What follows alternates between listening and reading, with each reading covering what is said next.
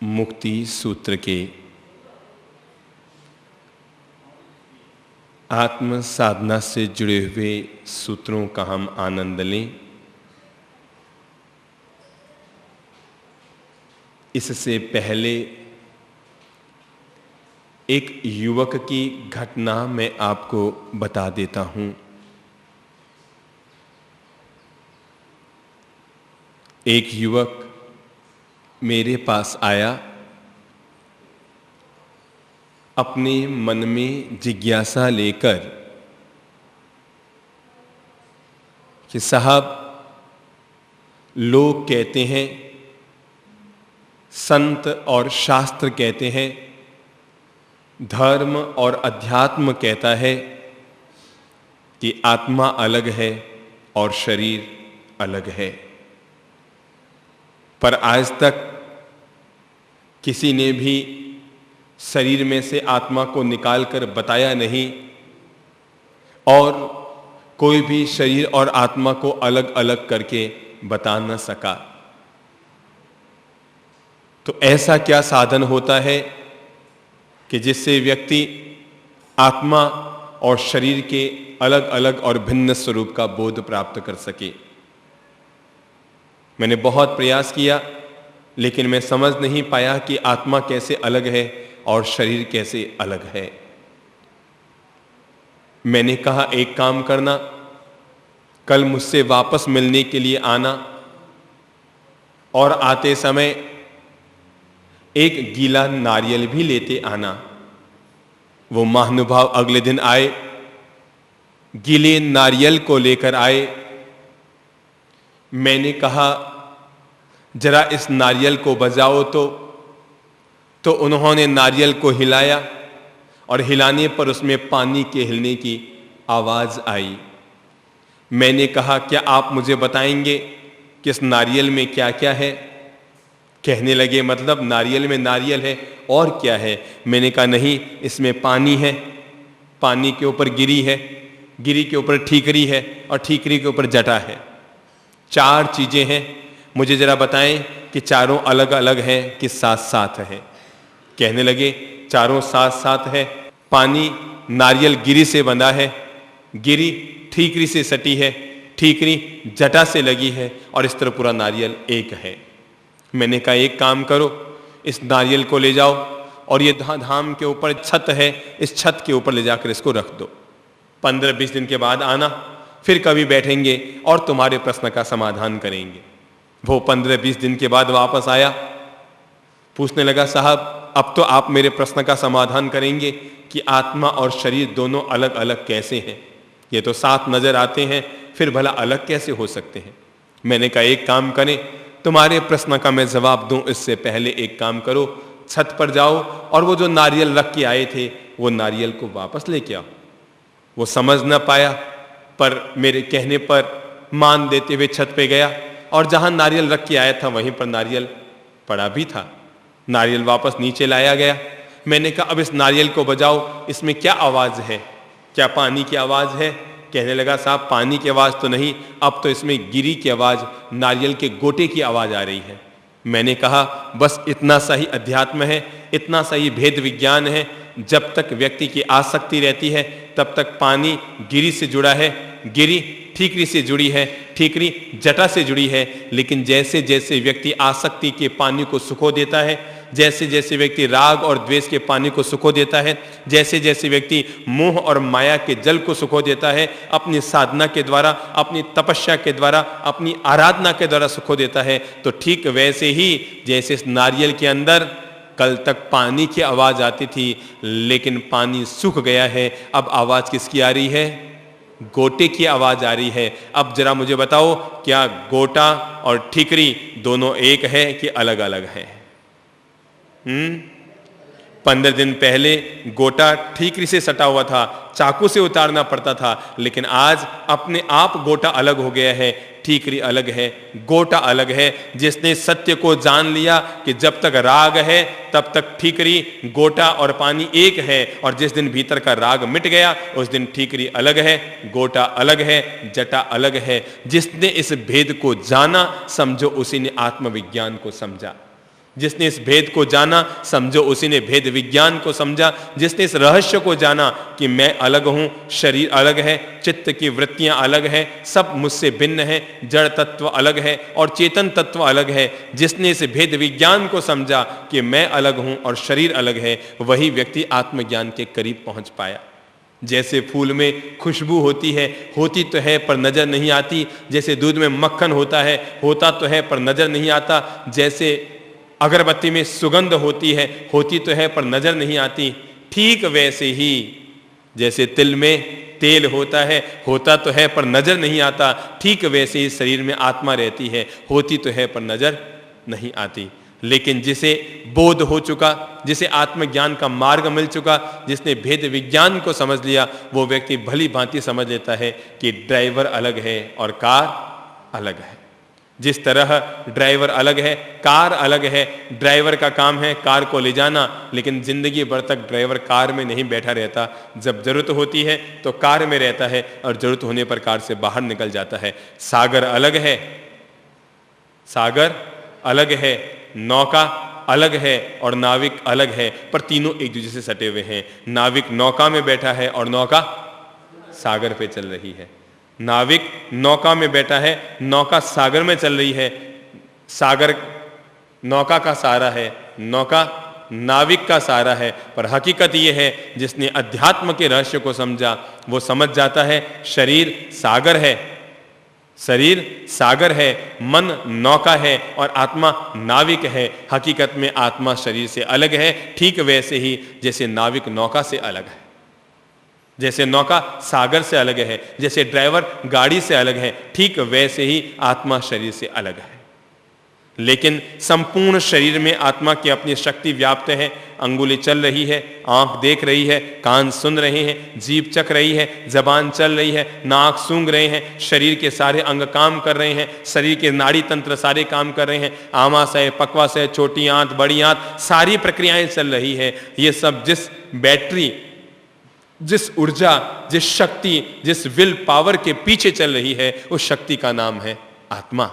और जिसके निकल जाने के बाद आंख होती है पर वो देख नहीं पाती, कान होते हैं पर वो सुन नहीं पाते, जबान होती है पर वो चख और बोल नहीं पाती, शरीर होता है पर वो गतिशील नहीं हो पाता, सारी आंतें होती है पर वो सक्रिय नहीं रह पाती, सब कुछ निष्क्रिय हो जाता है। ठीक वैसे ही जैसे पंखे की ताड़ियां तो होती है पर अगर बिजली गुल हो जाए तो पंखा चल नहीं पाता।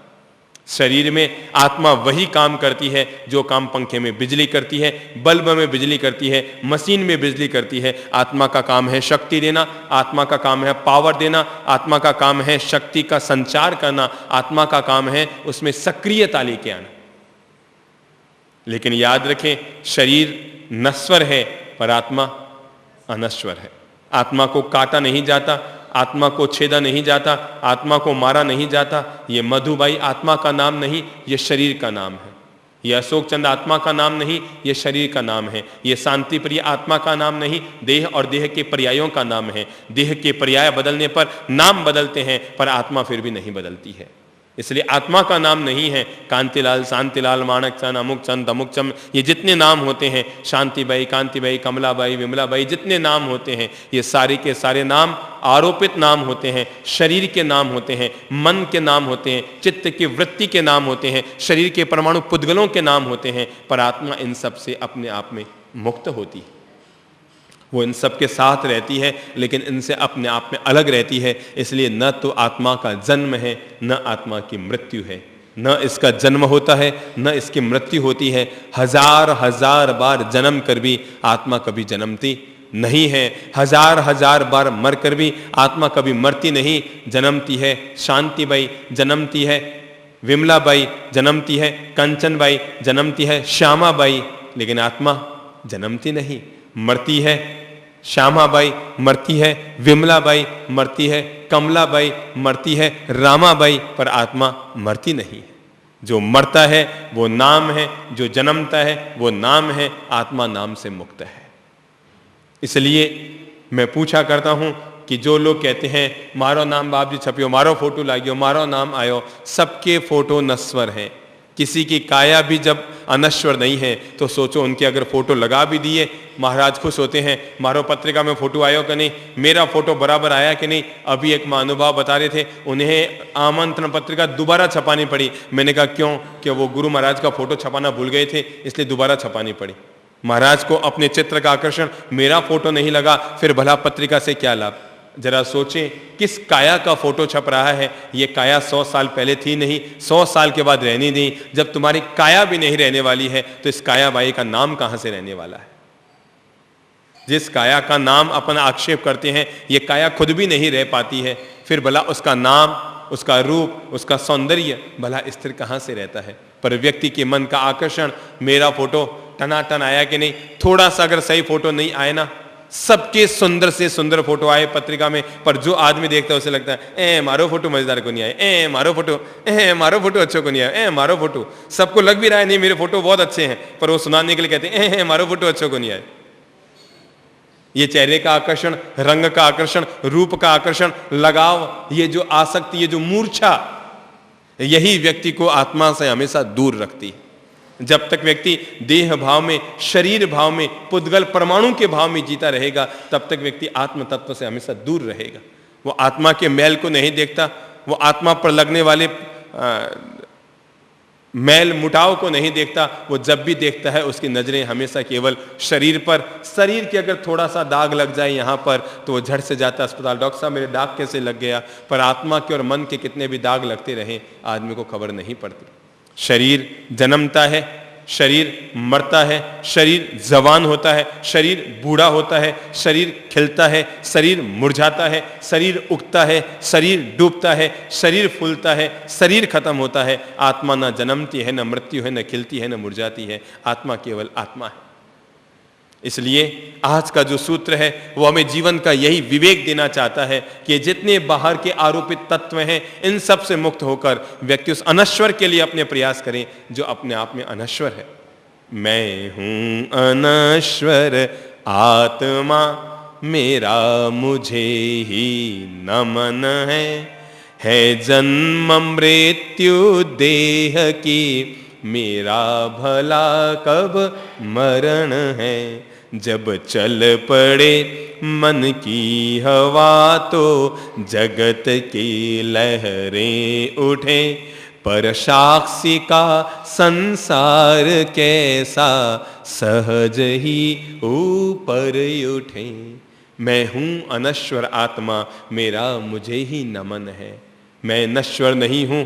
गीता कहती है नैनम छंदन्ति शस्त्राणि नैनम दहति पावकः। इसे शस्त्र काट नहीं सकते, छेद नहीं सकते, जला नहीं सकते, मार नहीं सकते, इसको डुबोया नहीं जा सकता, हवा इसे उड़ा नहीं सकती, पानी इसे डुबो नहीं सकता, आग इसे जला नहीं सकती, पत्थर इसे तोड़ नहीं सकते, शस्त्र इसे काट नहीं सकते, इसमें छेद नहीं हो सकता। ये अनश्वर है।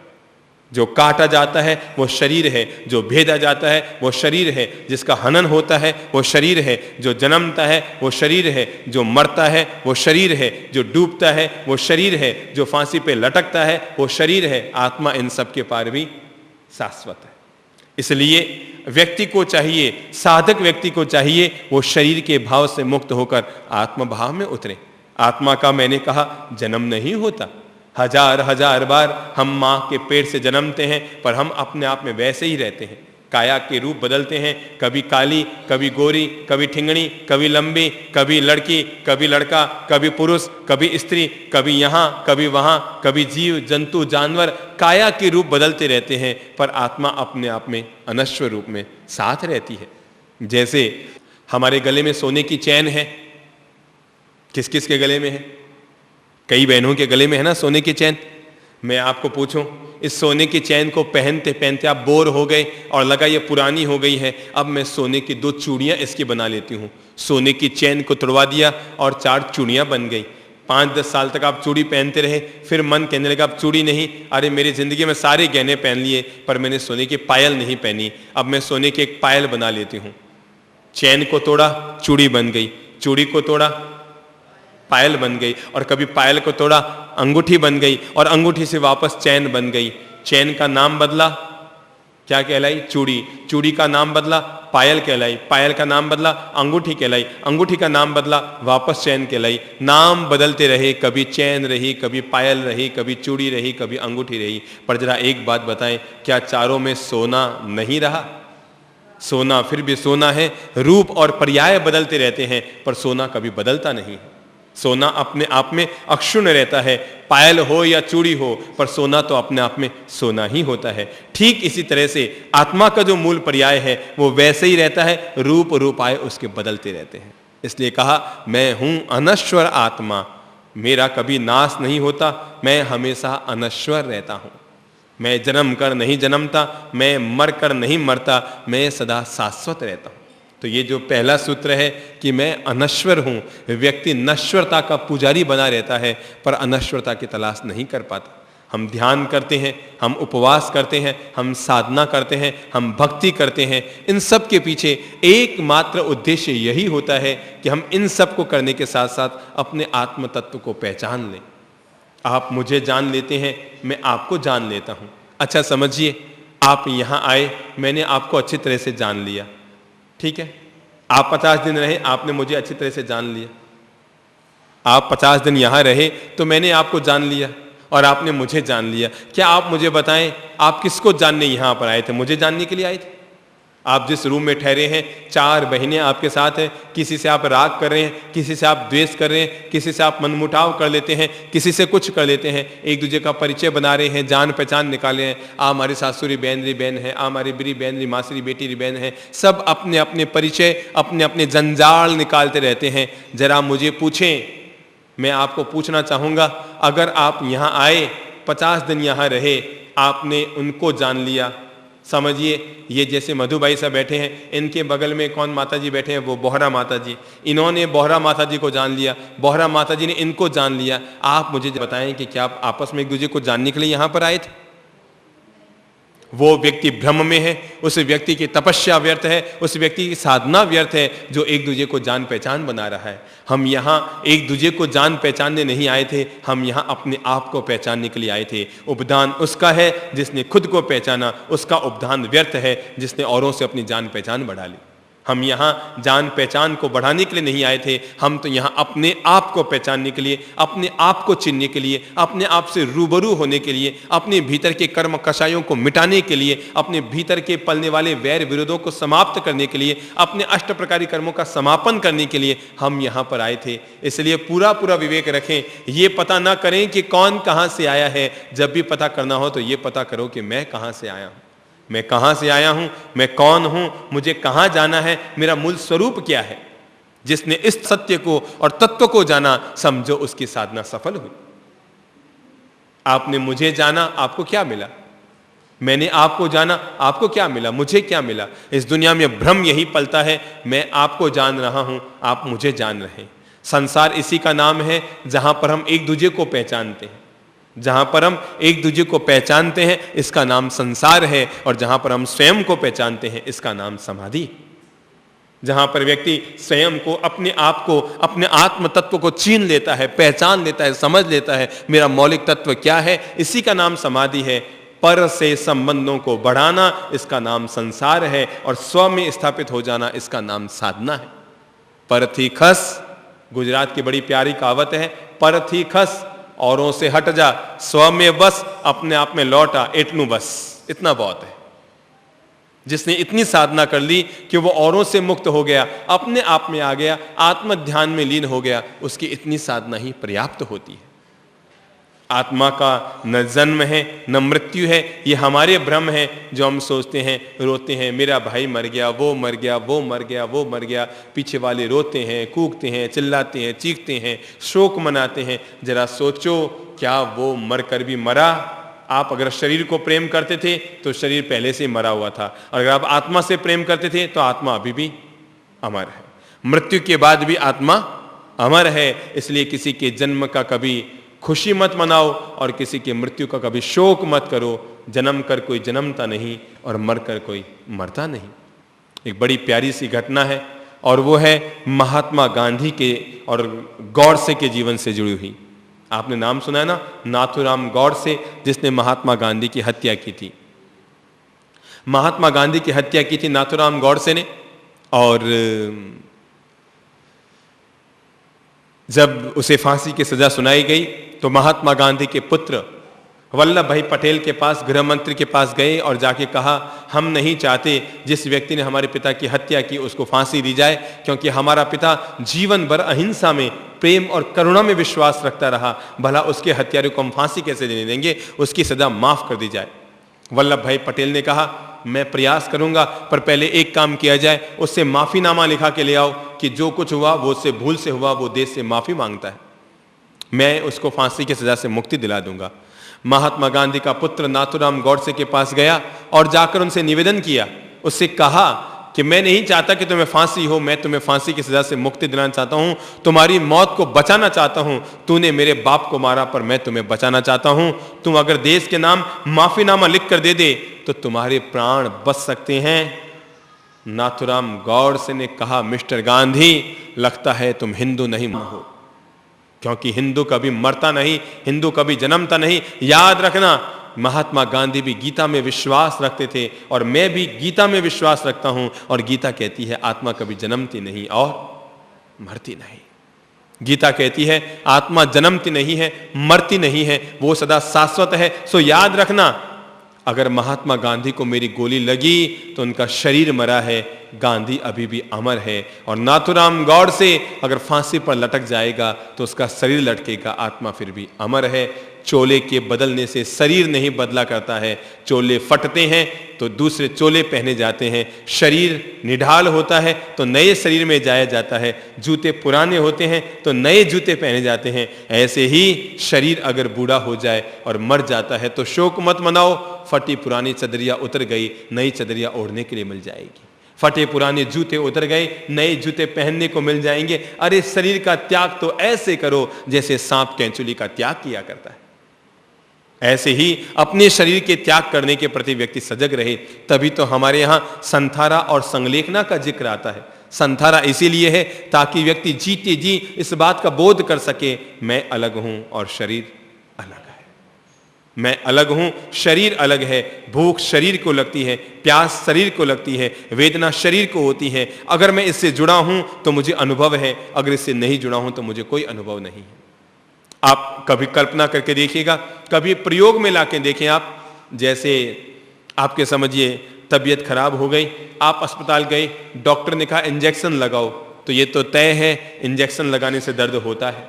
क्यों जी, होता है, सभी को होता है, मुझे भी होता है। और एक बार तो कोई कितना भी मजबूत हो, एक बार तो यूं हिलता ही है ना, होता है ना इंजेक्शन लगाते ही। लेकिन जब वो इंजेक्शन लगा रहा हो उससे पहले 30 सेकंड आप ये चिंतन कीजिए, मैं अलग हूं, शरीर अलग है, इंजेक्शन शरीर को लगेगा, मुझे नहीं लगेगा। मैं अलग हूं, शरीर अलग है, मैं अलग हूं, शरीर अलग है। आप देखेंगे अगर आपका ये चिंतन है और अगर इंजेक्शन लगाया जा रहा है, आपको पता भी नहीं लगेगा कि इंजेक्शन कैसे लग गया। क्योंकि इंजेक्शन किसको लगा? आपके शरीर में फोड़ा हो गया है, उरी इतने कराहते रात भर, ओए माए, अरे इतना दर्द है, वो रस्सी मवाद वो फोड़ा फूट गया, आरे आरे आ 5 मिनट के लिए अपने मन की पर्यायों को बदलिए और उस शरीर में से, उस फोड़े में से बहते हुए मवाद को देखिए। पहला चिंतन कीजिए, मैं अलग हूं, शरीर अलग है, फोड़ा शरीर को हुआ है, मुझे नहीं हुआ है। आप 5 मिनट तक चिंतन करते रहिए, मैं अलग हूं, शरीर अलग है, मैं अलग हूं, शरीर अलग है। जब ये चिंतन मजबूत होता रहेगा तो आपको लगेगा कि फोड़े के दर्द का आपको एहसास नहीं हो रहा है। काशी नरेश जो बड़े अध्यात्मनिष्ठ थे, गीता के परम उपासक थे, उनके एक अपेंडिक्स का ऑपरेशन होना था। विदेश से डॉक्टर आए उनका ऑपरेशन करने के लिए, और डॉक्टरों ने कहा, बहुत पुरानी बात है, उस समय इतनी ज्यादा विज्ञान विकसित नहीं था, तो डॉक्टरों ने कहा कि आपको बेहोश करना पड़ेगा ऑपरेशन करने के लिए। तो काशी नरेश ने कहा, कैसी बात करते हो, अरे इतने वर्षों तक तो भगवान का भजन करते करते थोड़ा होश आया है, अब तुम कौन सा बेहोश करोगे। तो कहा नहीं, बिना बेहोश किए दर्द इतना होगा आप सहन नहीं कर पाएंगे।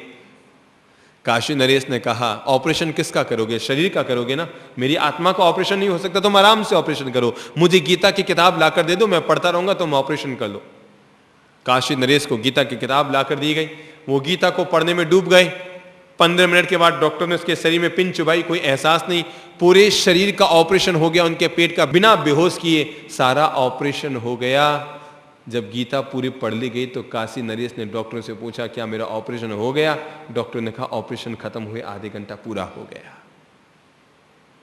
जिसने ये समझा शरीर अलग है और मैं अलग हूं, आत्मा अलग है, काया अलग है, नाव अलग है, नाविक अलग है, कार अलग है, ड्राइवर अलग है, जटा अलग है, ठीकरी अलग है, उसके अंदर नारियल का गोटा अलग है और उसके अंदर का पानी अलग है। ये सब साथ साथ है, पर जिसने इस वेद विज्ञान को समझा कि ये सब अलग है, वही व्यक्ति आत्मा के रहस्य तक पहुंच पाया।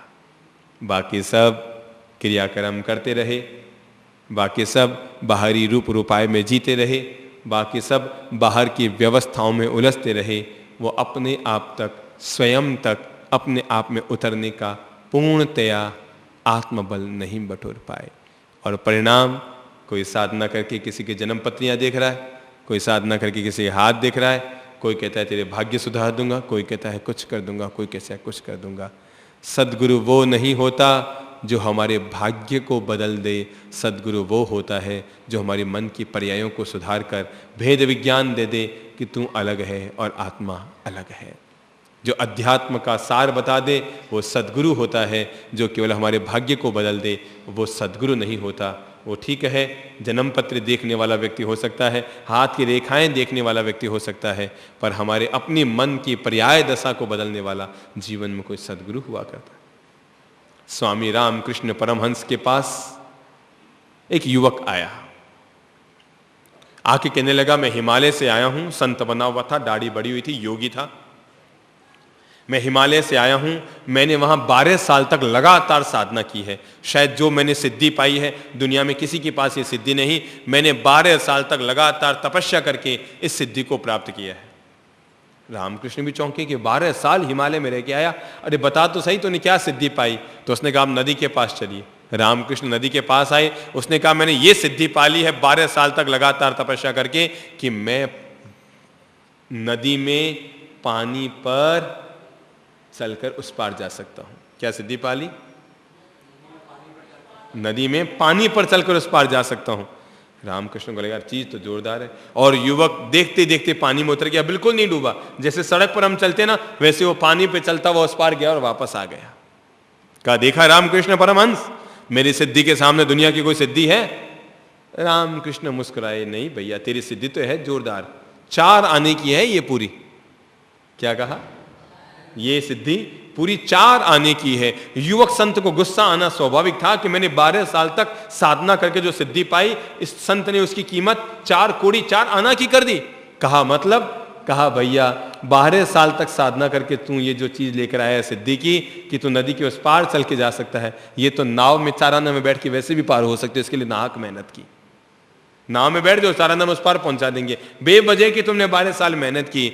जिस 12 साल तक मेहनत करके तुमने ये सिद्धि पाई, अगर वही मेहनत तुम आत्म साधना के लिए कर लेते तो सिद्धत्व को और मोक्ष को तुम जीवन में उपलब्ध हो चुके हो, तो तुम आत्म तत्व को, अपने आप को जीवन में उपलब्ध हो चुके। योगीराज आनंदगंज के पास एक फकीर आया, उसने कहा, मेरे गुरु आपके खास मित्र थे और मैंने और मेरे गुरु ने मिलकर लंबे अरसे तक साधना की है और हमने एक स्वर्ण सिद्धि रसायन बनाई। आनंदगंज भी बड़े चमत्कृत हुए कि स्वर्ण सिद्धि रसायन। कहा, इसका परिणाम क्या है? कि उन्होंने कहा कि कहीं पर भी किसी भी पत्थर पर यह सिद्धि रसायन डाला जाए तो वो पत्थर सोने का हो जाता है। और भी आश्चर्य की बात थी कि ऐसा लिक्विड, ऐसा पानी मिल गया जिसको पत्थर पे डालो तो पत्थर क्या हो जाए? सोने का हो जाए।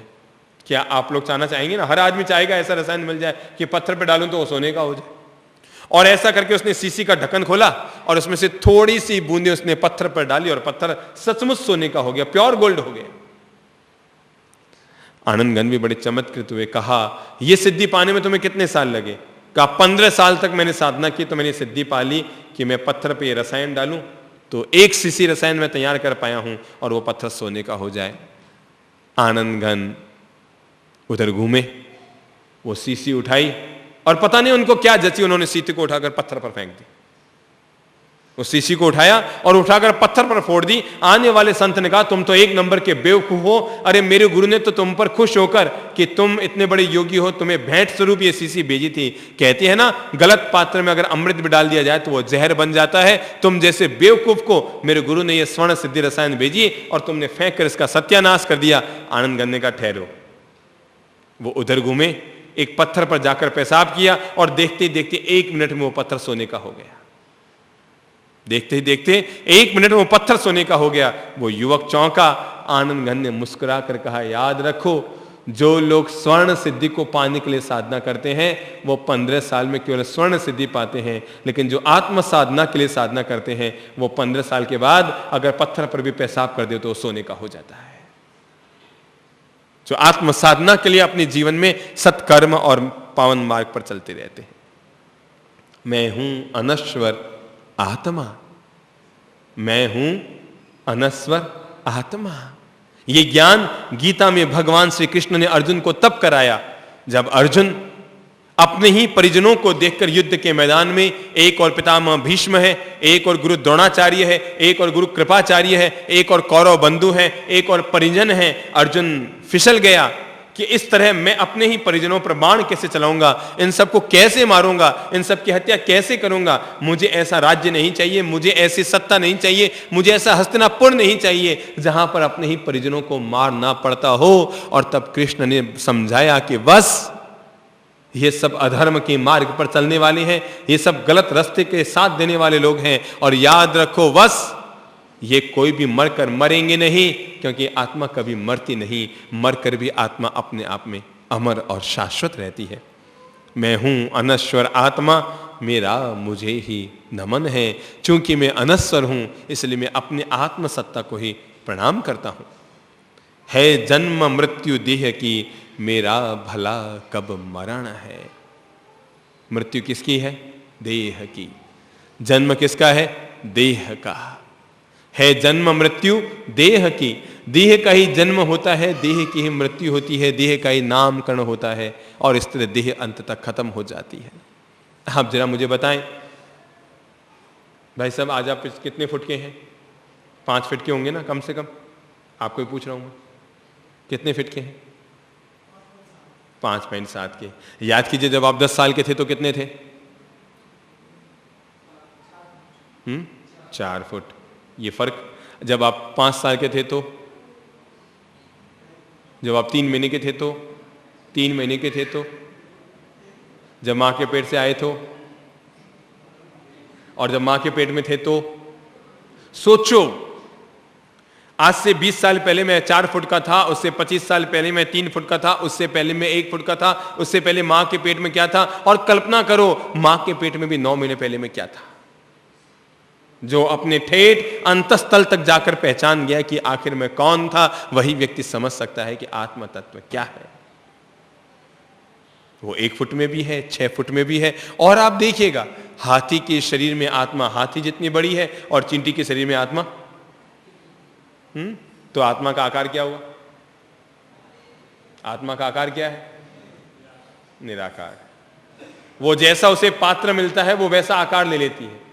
हाथी के शरीर में हाथी जितनी, चींटी के शरीर में चींटी जितनी, आदमी के शरीर में आदमी जितनी, जैसा उसको साइज मिला वो वैसी बन गई। आप इसे यूं समझें, यहां पर एक दिया जल रहा है, ठीक है, यहां पर एक दीपक जल रहा है, मैंने उस पर गिलास ढक दी तो उसकी रोशनी कहां तक गई? गिलास तक। और मैंने उस पर बाल्टी ढक दी तो बाल्टी तक, और ड्रम ढक दिया तो ड्रम तक। जितना बड़ा उसे पात्र मिला वो प्रकाश उतना ही फैलता गया। आत्मा की भी यही स्थिति होती है, जिस आकार का उसे शरीर मिलता है वो अपनी गतिविधियों को उतने ही आकार में फैला कर रख देती। चींटी के आकार में चींटी, मकोड़े के आकार में मकोड़ा, बिच्छू के आकार में बिच्छू, सांप के आकार में सांप, गाय के आकार में गाय, और इंसान के आकार में इंसान की स्वरूप की आत्मा बन जाती है जन्म मृत्यु देह की, मेरा भला कब मरण है। मृत्यु देह की है, जन्म देह का है, नाश देह का है, सब कुछ शरीर के साथ घटित होता है। आत्मा अपने आप में शाश्वत और अमर रहती है। जिस व्यक्ति ने इस भेद विज्ञान को समझ लिया, मैं अमर हूँ, मैं शाश्वत हूँ, मैं कभी मरता नहीं, वो आदमी मृत्यु से कभी घबराता नहीं। मौत एक दिन सबकी आनी है, मेरी भी आनी है और आपकी भी आनी है। और याद रखना, सबकी मृत्यु अपने आप में निश्चित समय पर आनी। आदमी कितना भी बच कर रहे, कितना भी घबरा कर रहे, नहीं मुझे मौत से बचना है, मुझे मौत से बचना है। पर एक बात याद रखिएगा, जब जिसकी जहां, क्या किसी ने सोचा था मेहरानगढ़ में जो अभी दुर्घटना हुई, इस तरह से 250 युवक मर गए, क्या कभी सपने में भी सोचा था कि इस तरह सुबह गए किसी उद्देश्य से थे और वापस लौट कर नहीं आए? और पता नहीं दुनिया में किसके साथ कब कैसा होता है। आदमी सोचता है कल कर लूंगा, अच्छा परसों करूंगा, अच्छा अभी 2 साल बाद देखूंगा, मैं 3 साल बाद वहां आऊंगा, मैं 5 साल बाद वहां चौमासा करूंगा, अच्छा हम 10 साल बाद उधर आएंगे। आदमी जरा सोचे कि वो कहता तो है 10 साल की, पर 10 दिन भी वो देख पाएगा, 10 घंटे भी वो देख पाएगा, 10 मिनट का भी क्या पक्का भरोसा है? देह की मृत्यु, ये काया कभी भी लुढ़क सकती है, कभी भी गिर सकती है, किसी का कोई पता नहीं लगता कि किसकी काया कब गिरेगी। मुझे याद है, कहते हैं घटना यूनान की है। एक राजसेवक जो राजा का अत्यंत करीबी और विश्वसनीय था, वो कहीं चौराहे पर खड़ा हुआ, कोई नाटक देख रहा था, लोग नाच रहे थे, उस नाच को देख रहा था कि तभी पीछे से किसी ने उसके पीठ पर हाथ मारा। वो चौंका, पीछे देखा, पूछा तू कौन? तो आवाज आई, मैं तुम्हारी मौत, 7 दिन के बाद मैं तुम्हें मार दूंगी, तुम्हें जो भी करना हो कर लेना, तेरी जिंदगी अब 7 दिन की और है, बस आज से 7वें दिन ठीक इसी समय तेरी मौत होने वाली है।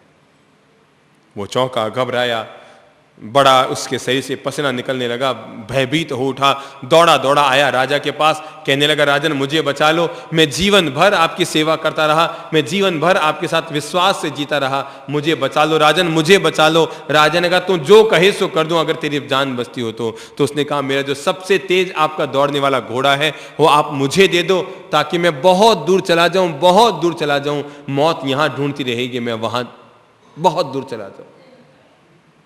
राजा ने कहा ठीक है। उसने अपना सबसे विश्वसनीय, सबसे तेज गति से दौड़ने वाला घोड़ा दिया।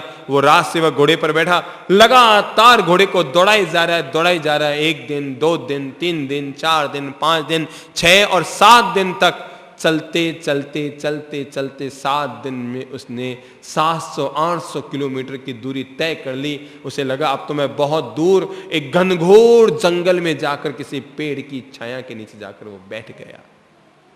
और वो वही समय था जिस समय 7 दिन पहले मौत ने कहा था याद रखना 7 दिन बाद मैं तुम्हें ले जाऊंगी।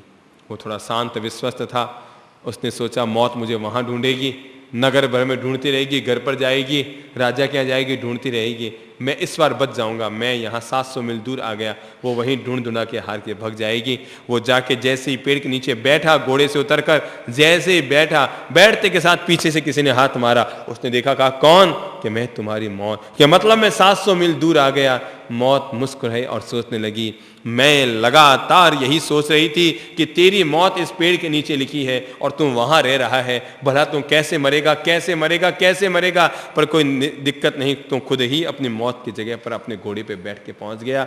हकीकत तो यह है कि तेरी मौत इसी पेड़ के नीचे थी। अगर तो शहर में रहता तो बच जाता, पर लिखी यही थी तेरी मौत। इसलिए मौत के मुंह में आदमी खुद अपनी व्यवस्था करके पहुंच जाता है। पर याद रखना मौत सबकी होनी है। मौत सबकी होनी है, कोई शाश्वत रहने वाला नहीं। राम, कृष्ण, महावीर, बुद्ध, राजा, महाराजा जो आए धरती से चले गए। धरती पर कोई स्थायी नहीं रहा। कोई तीर्थंकर, कोई अवतार, कोई पैगंबर, कोई बुद्ध, कोई गुरु, कोई मालिक, कोई संपन्न, कोई अमीर इस धरती पर आज तक अमर ना हो पाया।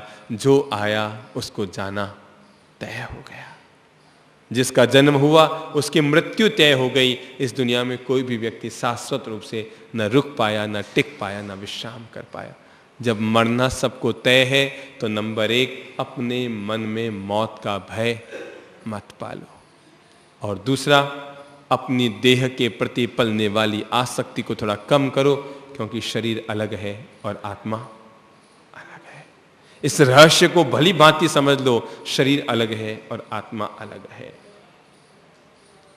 है जन्म मृत्यु देह की, मेरा भला कब मरण है। देह का जन्म होता है, देह की मृत्यु होती है, भला कब तो मेरा जन्म है और कब मेरी मृत्यु है। जब चल पड़े मन की हवा तो जगत की लहरें उठे। हम लोग कहते हैं पापी पेट का सवाल है, कहते हैं ना। आप मुझे बताएंगे पेट में कहाँ पाप है, किस जगह पर है? कोई हाथ लगा के बता सकता है? हम लोग सभी सुनते आए ना भाई, पापी पेट का सवाल है, पापी पेट के लिए करते हैं। पेट में पाप कहाँ है मुझे बता सकते हैं? कोई भी हाथ लगा के बताइए। सब अपने अपने पेट पे हाथ लगाएं। क्या कहीं पेट पे पाप छिपा है? क्या कहीं पाप है? दुनिया में किसी भी पेट में पाप नहीं होता है, किसी भी पेट में पाप नहीं होता है। अरे भाई, पेट में टापर तो हो सकता है, पाप थोड़ी होता है कभी। दुनिया की किसी भी पेट में पाप नहीं होता, पाप तो आदमी के मन में होता है। पापी पेट नहीं होता, आदमी का पापी मन होता है। मन में पाप जगता है और परिणाम स्वरूप आदमी के तन में आता है। किसी भी प्रकार की वृत्ति जगती हो, वो हर वृत्ति सबसे पहले आदमी के मन में जगती है, उसके बाद तन में, परिणाम में, विचारों में अपने प्रभाव को फैलाती रहती है, पर वृत्ति सबसे पहले मन में जगती है। जब चल पड़े मन की हवा, शांत बैठा था व्यक्ति, साधक शांत बैठा था, बैठे बैठे एक हवा चल पड़ी, ओह संसार ये है, और मन भटक गया। आप देखेंगे माला जपने के लिए हम बैठ गए, ध्यान करने के लिए हम बैठ गए, पूजा पाठ करने हम बैठ गए, 5 मिनट तो हम माला में बैठे रहते हैं। सब लोगों की एक शिकायत रहती है, ऐसा शुरुआत के 5-7 मिनट तो हमें मंत्र याद रहता है, दिमाग में चलता रहता है, पर पता नहीं अचानक 5-7 मिनट में ऐसा होता है जैसे मंत्र कहीं चला गया और हम कहीं और बह जाते हैं, कहीं और मन चला जाता है, कहीं और दिशा पकड़ लेता है मन, कहीं और बहाव में, भटकाव में चला जाता है मन। जब भी हम माला फेरने बैठते हैं, ध्यान करने बैठते हैं, सामायिक में बैठते हैं, कायोत्सर्ग करते हैं, थोड़ी देर तो मन टिका रहता है, फिर मन की हवा चल पड़ती है। फिर मन की हवा चल पड़ती है, और जब मन की हवा चल पड़ती है तो मन की हवा की खासियत है, हवा का जिस और रुख होता है वो सारी क्रियाओं को उसी ओर ले जाता है। जैसे नदी में कोई नौका खड़ी है, लंगर खोल दिए गए हैं, नाविक उसमें कोई नहीं है, तो नौका किस ओर जाएगी? जिस ओर की हवा से जाएगी। ठीक इसी तरह है, मन में जिस तरह की लहर उड़ जाती है, जिस तरह की हवा उड़ जाती है, मनुष्य का मन उस ओर जाता है, और जिस और मनुष्य का मन जाता है, शेष बहाव वैसे वैसे वैसे वैसे वैसे वैसे चलता रहता है। ये पालूं, ये पालूं, ये बटोर लूं, ये बटोर लूं, अंतहीन सिलसिला आदमी के मन में चलता रहता है। मुझे याद है एक संत संबोधि धाम में ठहरे थे, गुरु और शिष्य 2 लोग थे। एक दिन एक गृहस्थ आया और आकर कहा, महाराज मेरा घर कमला नगर में ही है, मेरी इच्छा है कि आप मेरे घर पर आहार के लिए चलिए।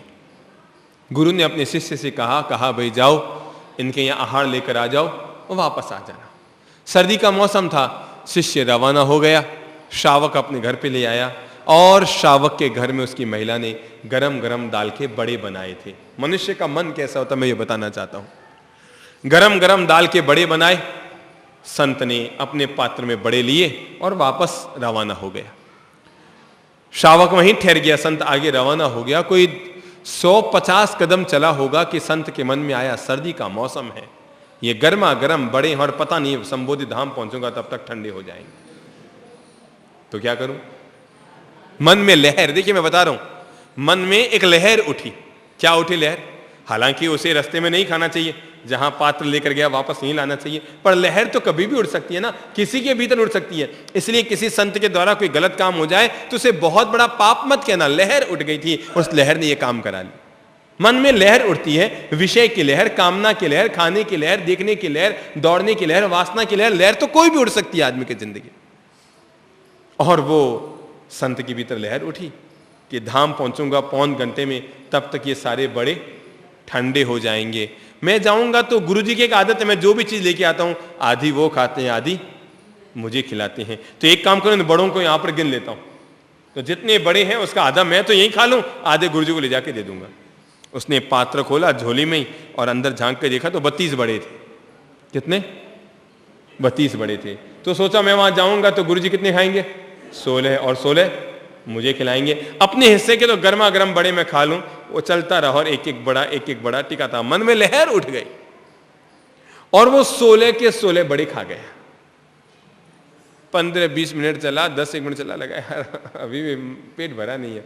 अरे वहां जाऊंगा, गुरुजी देखेंगे 16 बड़े, उनको क्या मालूम है 32 लेके आया। वो 16 देखेंगे तो 8 मुझे खिलाएंगे, 8 खुद खाएंगे, तो अपने हिस्से के 8 तो मैं रास्ते में ही खा लेता हूं। और ये सोचकर वो चलता चलता फिर बड़े खाने लगा और 8 बड़े और खा गया। पीछे कितने बचे? 8।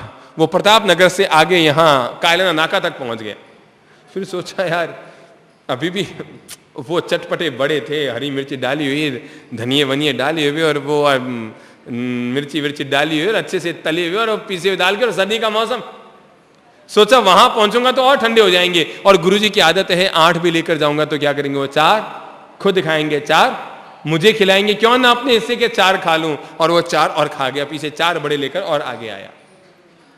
कोई 200 कदम नुक्कड़ तक पहुंचा कि फिर मन ने कहा यार अभी भी और जायका रहा है। आदमी जैसे जैसे भोगों को भोगता है और जैसे जैसे भोज्य पदार्थों को स्वीकार करता है, वैसे वैसे खाने की और भोगने की लालसा उसकी बढ़ती चली जाती है, वैसे वैसे और बढ़ती चली जाती है। आदमी का मन कभी संतुष्ट नहीं होता। और यही हुआ, उसने 4 में से 2 और निकाल लिए और 2 खा लिए और सोचा कि गुरुजी 2 खाएंगे, 2 मुझे खिलाएंगे, मेरे हिस्से के खा लूं। वो दरवाजे तक पहुंचा होगा धाम के, तभी मन में आया गुरुजी के पास 2 बड़े लेकर जाऊंगा तो 1 वो खाएंगे और 1 मुझे खिलाएंगे, क्यों ना अपने हिस्से का बड़ा तो यहीं खा लूं। अब उसे लगा थोड़ा मन तृप्त हुआ है। वो गुरुजी के पास पहुंचा, गुरुजी ने झोली को खोला, देखा 1 ही बड़ा। उनका यार बड़ा जोरदार आदमी निकला बेटा श्रावक, ठेठ कमला नगर तक गोश्त लेके गया, बड़ा धुरंधर निकला।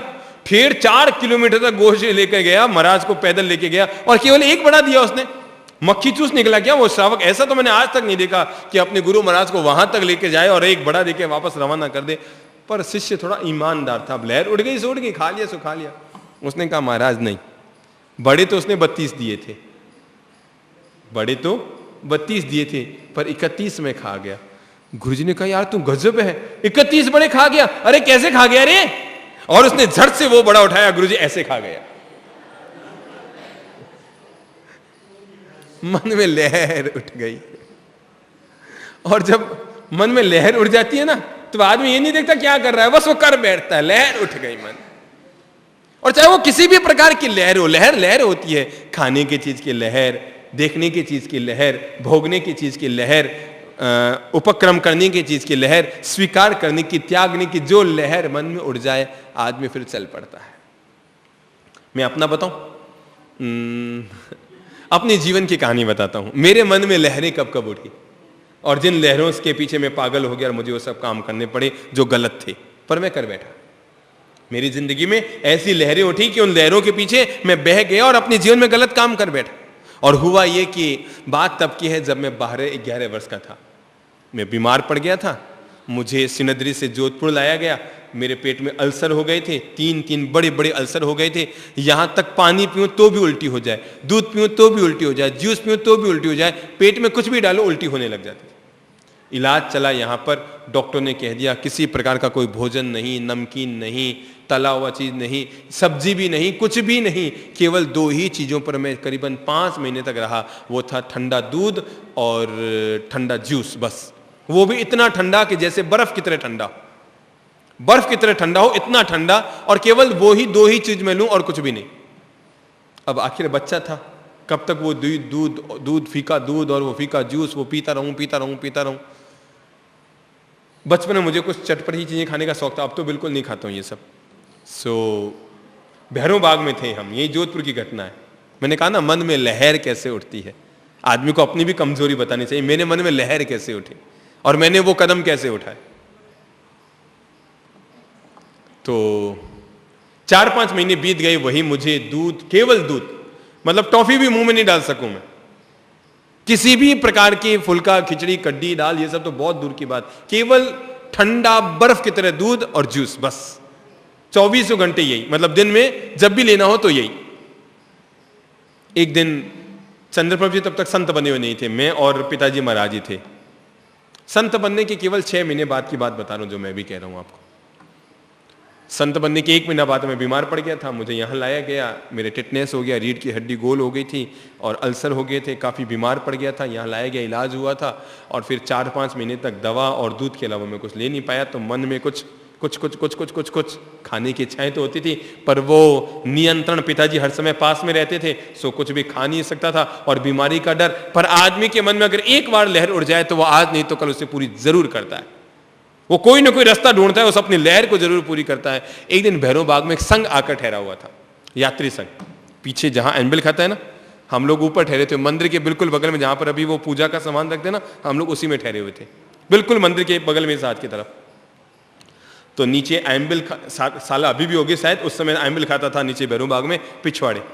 तो वहां पर एक यात्री संघ आके ठहरा हुआ था, तो उन्होंने सुबह सुबह नाश्ता बनाया और मुझे विनती करने आए, बाप जी आहार का लाभ दीजिए। बड़े महाराज जी तो बाहर गए हुए थे, मैं पात्र लेके नीचे उतर गया। मन में लहर, और बड़े बड़े योगी के मन में लहर उड़ सकती है। विश्वामित्र जैसे लोग फिसल गए, अरण्यक जैसे लोग फिसल गए, पराशर जैसे लोग फिसल गए। मन की लहर है, मैं और आप तो होते ही क्या है, किसी की भी लहर उड़ जाए। मैंने झट से झोली में छोटा वाला एक पात्र लिया, चुपके से नीचे उतर गया। नीचे जाके देखा तो उन्होंने मिर्ची के कोफ्ते और बड़े बनाए हुए थे, वो केले के वो बनाते हैं ना, जैसे यहाँ कोफ्ते बनते हैं, तो मिर्ची बड़े और कोफ्ते बने हुए थे। अब उनको क्या मालूम है बीमार, उनका भी महाराज को लाभ देना है, तो उन्होंने 2 कोफ्ते और 2 मिर्ची बड़े मुझे पात्र में दे दी।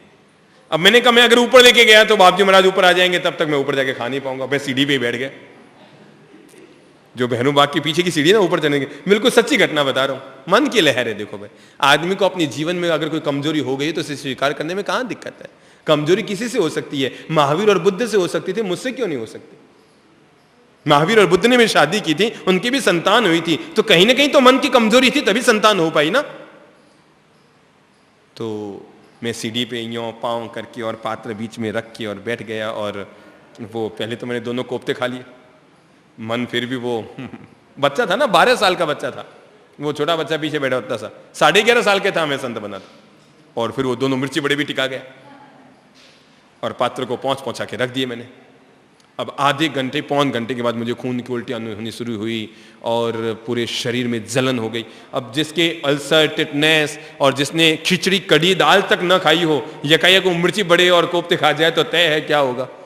अब वो पिताजी महाराज भी अचंभे में आ गए कि मैं गया था आड़ लेने, तब तो बिल्कुल ठीक थे, बिल्कुल मैं पढ़ाई कर रहा था, मैं तो स्वाध्याय कर रहा था, और वापस आया तो एकदम खून की उल्टियां, मैं तो बेहोश जैसे होने लग गया, एकदम निढाल होकर गिर पड़ा। ये कमला जी साहब के पिताजी ज्ञानमल जी पटवार, AM सिंघवी साहब, डॉक्टर साहब सब इकट्ठे हुए। अब मुझे सब पूछे बाप जी कहीं बत, मैं कह नहीं कहीं नहीं खाया, मैं तो कहीं नहीं खाया, हमारी हिम्मत ही नहीं हो रही हमारी मेरी ये कहने की हिम्मत नहीं हो रही है कि मैंने क्या खाया, और कहूं तो समाज में मजाक हो जाए कि बाप जी तो भी नहीं रख सके, कहीं महाराज बन गया, मेरी हिम्मत ही नहीं हो। वो बाप जी मुझे 10 बार पूछा, बाप जी ने सच्ची बोल बेटा कुछ नहीं, मैंने कहा नहीं मैं तो कुछ नहीं खाया, मैं तो कुछ नहीं खाया, मैं तो कुछ नहीं खाया, मैं तो कुछ नहीं खाया, और हाँ भरूं तो जूते पड़े मेरे मैं तो कुछ नहीं खाया, मैं बार बार ये कुछ नहीं खाया। अब वो मुझे MG हॉस्पिटल लेके गए, M सिंघवी साहब, और सब इलाज शुरू हुआ, उल्टियां ठहरे नहीं, खूब दवाइयां, खूब इंजेक्शन, और वो एक साथ इतनी मिर्ची पहुंच गई ना जैसे आग लग गई पेट में। मतलब वो अल्सर तो थे ही, और ये मिर्ची बड़े कोफ्ते, फिर वो तबीयत से मैंने टिकाई, तो तय है कि परिणाम क्या आना था। मुझे अस्पताल में भर्ती किया गया, ये वो रात को वो ज्ञानमल जी पटवा जो जी साहब है ना, कमला जी साहब, इनके पिताजी आए और इन्होंने कहा बाप जी कहीं नहीं कहीं तो आप रहिए, यूँ यकायक तो कोई तबीयत बिगड़ो को नहीं कि ढंग से खून उल्टे होने शुरू, रात तक ठीक था, मैं रात तक गया हूँ आपसे, सब आपने दवाई वही दूध पिला गए हूँ शाम आपने। तो फिर मुझसे रहा नहीं गया और मैंने उनको कान में कह दिया, मैंने कहा कहीं गलत मेरे और तबीयत न बिगड़ जाए, मैंने उनको कान में कह दिया कि मैंने 2 मिर्ची बड़े खाए और 2 हफ्ते खाए। उन्होंने कहा बाप जी मन की लहर है भाई। आज मैं सोचता हूं, अब इस घटना को घटित हुए 30 साल हो गए हैं, पूरे 30 साल, 30.5 साल यानी 31 साल होने आए इस घटना को घटे हुए। आज मैं जब चिंतन करता हूं तो मुझे लगता है नहीं, मन में लहर कभी भी किसी भी समय और किसी के भी मन में उठ सकती है, और वो लहर कौन सी होगी इसका पता नहीं चलता। वो लहर कौन सी होगी इसका पता नहीं चलता। और ऐसी भूलें प्रत्येक इंसान से हो जाती है। तीर्थंकर पुरुषों से हो सकती है, भगवत पुरुषों से हो सकती है, बड़े बड़े संतों और महापुरुषों से हो सकती है। लेकिन इन भूलों से गुजर जाने के बाद भी ये एहसास से गुजर जाना कि मुझसे ये भूल हुई, इस एहसास का गुजरना, इसी का नाम साधना है। तो जब मन में लहर उठती है आदमी के मन में, तो आदमी बहाव में बह जाता है। आदमी के संसार की धारा कब शुरू होती है पता है? व्यक्ति का संसार कब शुरू होता है? जब मन में लहर उठती है। एक लहर उठ गई, बस लहर उठ गई, आदमी बह चला। एक लहर उठ गई, आदमी गिर चला। कभी कभी आप देखते हैं, एक संत हुए, मैं नाम नहीं लूंगा, वो 60 साल तक संत जीवन में रहे। कितने? कितने? 60 साल, 7 नहीं, 60 साल, 59-60 साल संत जीवन में रहे। अचानक संत जीवन छोड़ दिया, गृहस्थ में चले गए। लहर उठ गई मन, और ये लहर 60 साल में उठेगी कि 16 साल में उठेगी, इसकी कोई गारंटी नहीं दे सकता। जिसको गिरना होता है ना, वो 77 साल की उम्र में गिर सकता है, और जिसको नहीं गिरना है वो 27 साल की उम्र में भी अखंड रह सकता है। ये तो मन की लहर की बात है भाई। जिसको गिरना है ना, वो 77 साल में भी गिर जाएगा, उसको भगवान भी नहीं रोक पाएगा। जब मन में लहर उठ जाएगी ना, वो उस तरह की लहर, तो आदमी टिक नहीं पाएगा, रुक नहीं पाएगा, अपने आप को कंट्रोल में नहीं लगा पाएगा। और 77 साल की उम्र, और याद रखना 27 साल की उम्र में मन की लहर अगर कोई उठी है तो आदमी नियंत्रण कर सकता है, पर 47 साल की उम्र में कोई लहर उठी तो आदमी को नियंत्रण करना मुश्किल हो जाता है। तब उसकी नियंत्रण शक्ति कमजोर हो जाती है और लहर की शक्ति मजबूत हो जाती है। इसलिए संसार किसका, जगत का सिलसिला किसके लिए? कि जिसके मन में लहर उठी। जब चल पड़े मन की हवा, जब मन की हवा लागू हो जाती है, भारी पड़ जाती है, जब मन की लहर कोई उठ जाती है, तो जगत की लहरें उठे। फिर आदमी के मन में क्या होती है? संसार की लहरें उठनी शुरू होती है।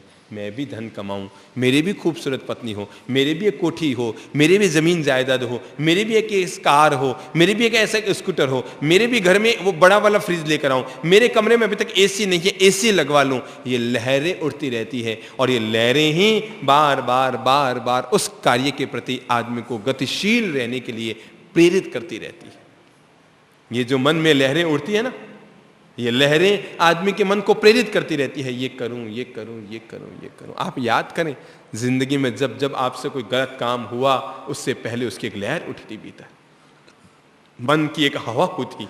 हाँ, आप बह चले थे, आप जान रहे थे कि मैं गलत कर रहा हूं, गलत कर रहा हूं, गलत कर रहा हूं, पर बाकी सब लहरों पर मन की लहर भारी पड़ गई और आदमी गलत काम करने के लिए बढ़ चला। वो समझ रहा है, वो भीतर से जान रहा है कि जो मैं कर रहा हूं वो गलत है, मेरे द्वारा जो हो रहा है वो गलत है, लेकिन इसके बावजूद आदमी करता चला जाता है, करता चला जाता है, करता चला जाता है, और अंततः फंसता है। तब उसे अकल आती है, अरे मैं उस समय अगर अपनी लहर में न बहता तो आज ये मुसीबत नहीं आती। मन की लहर है। घाटा खाया, सोचता नहीं अगले साल फिर मुनाफा करूंगा, फिर एक बार घाटा, फिर घाटा, घाटे पे घाटा, घाटे पे घाटा खा रहा है, पर मन की लहर है, वो कहती है नहीं नहीं फिर धंधा करूंगा, फिर धंधा करूंगा। और ऐसा करते करते 5 करोड़ के नीचे आदमी आ जाता है, पर लहर से अपने आप को बाहर नहीं निकाल पाता। ये मन की लहर,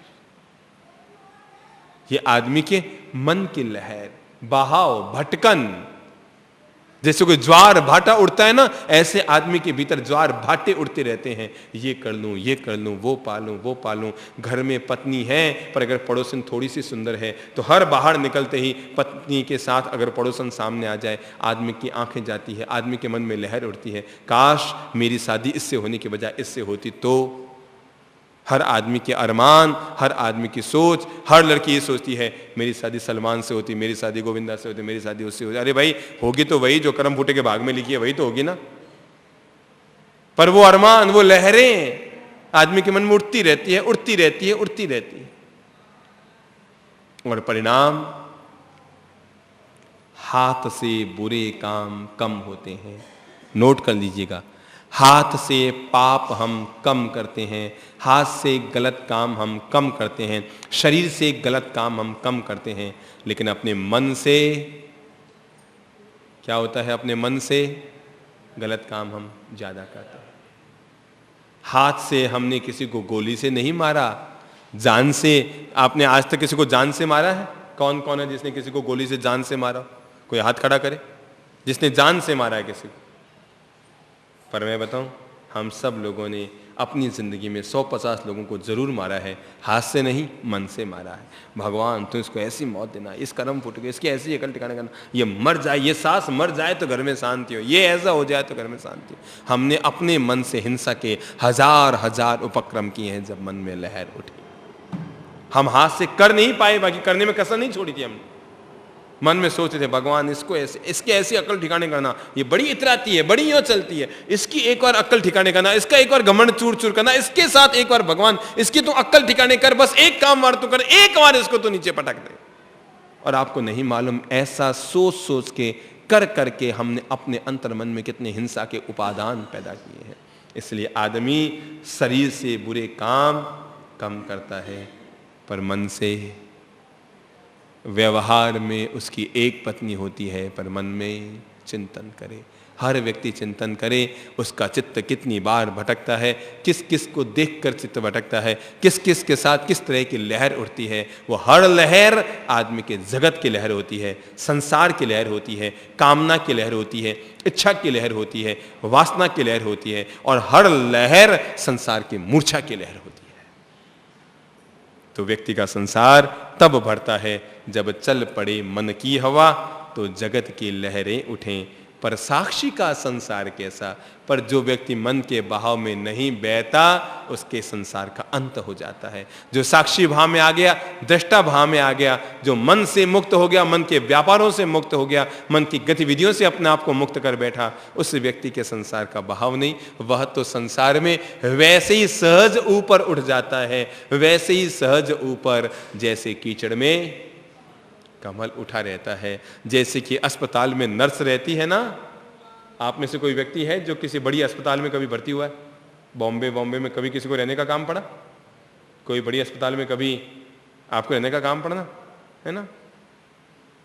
वहां पर नर्स आती है, सार संभाल करती है, समय पर दवा देती है, ये करती है, वो करती है। वो आदमी सोया सोया सोचता है यार ये नर्स बहुत अच्छी है, देखो कितना ध्यान रखती है। आते ही मुस्कुराती है, और भाई साहब कैसी तबीयत है, क्या हाल चाल है, बिल्कुल दवा टनाटन सब, चलिए आपका बीपी चेक कर लेती हूँ, थर्मामीटर कहाँ है वो चेक कर लेती हूँ, ये कर देती हूँ, वो करती हूँ, समय पर दवा लीजिएगा, समय पर दूध पीजिएगा, ये कीजिएगा। और वो नर्स इतनी मुस्कुरा कर बोलती है, उससे लगता है यार ये तो पत्नी से कहीं 100 गुनी अच्छी है।